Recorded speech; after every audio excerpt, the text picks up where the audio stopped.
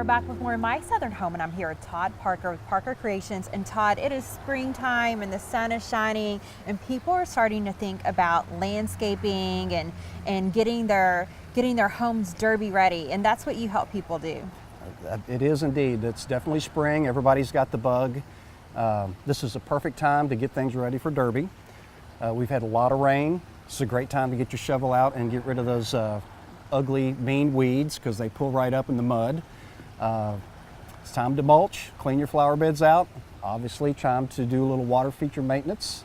Get that thing nice and clean for your fish, for your party. And speaking about getting things ready for parties, Todd, you have been helping people in this area for a while create a beautiful escape for themselves in their backyard. It's been a pleasure to work with so many nice people in the Louisville area. When I first started, it was more small projects. Yeah, I can come do this for you and make it look better. But as the years have gone, it's become more of a challenge. I work with people that have long-term plans, and to help them put their 4 or 5 year design together has been really rewarding.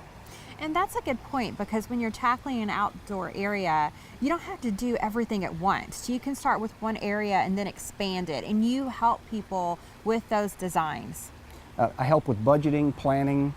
You know, this is the right time to do that, and then once you get this part of the project, then we'll know what comes next after that as far as design, economics, budget, so forth.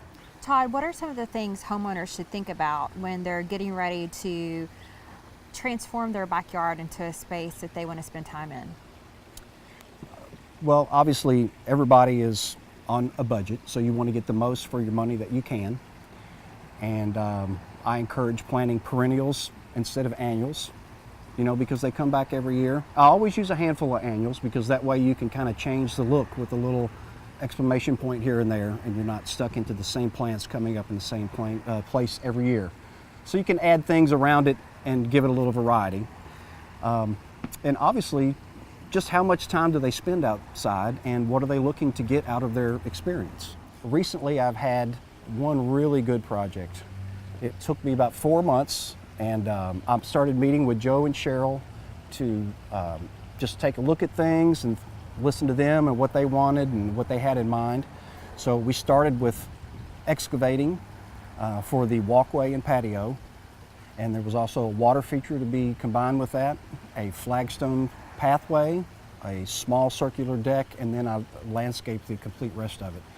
When we first started this project, he told me what he wanted, and after drawing pictures for a couple of months, we looked at what I came up with, walked it through in the backyard, and then I found several obstacles to design around. He had some beautiful bald cypress trees that we did not want to damage, so I did some research. I had to let those trees breathe and could not bother any roots. So I ended up designing around where I had drawn the tree roots on the ground. In addition to that, I had to make sure that they had a sight line for where the waterfalls were going to be from the deck, from the bottom, the walkout deck area. So I had tons of stuff to think about in this, and it took me a while.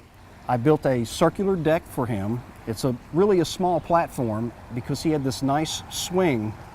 So I said, well, let's build a circle deck. That way you can rotate your swing anywhere you want and it'll still look right instead of having squares. And the deck actually turned out to be a compass. So if you get lost in your backyard, you can always find north. Well, thank you so much, Todd. It was so good being here with you today. Thanks, I appreciate it. You're going to learn more about water features in just a moment from Aquatic Gardens.